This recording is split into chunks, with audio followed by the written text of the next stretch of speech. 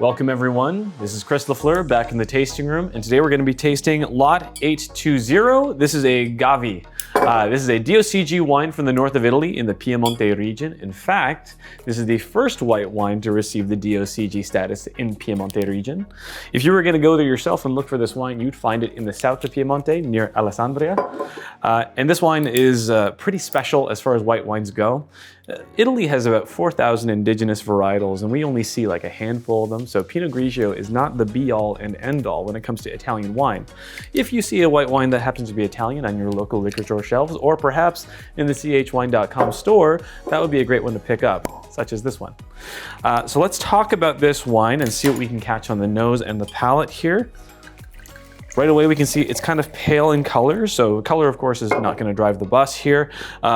Also, a thing that usually that indicates is that this doesn't spend any time in oak, that the skins are probably not particularly thick.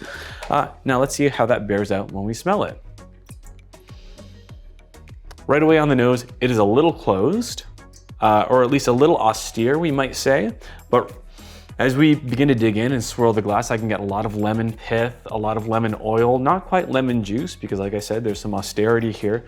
But there's also some white flowers too, and a distinct note of minerality, kind of like wet river stones. In fact, and I don't mean to like compare grapes to grapes, because that's like apples to oranges depending on the varieties. It's a little bit like a Riesling, not quite that petrol note, but really getting that stone. Let's taste it.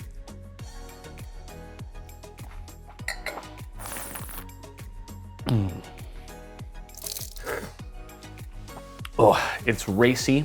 It's electric, it's very vibrant. The stone really stands out, translating that minerality into a great bounty of acid.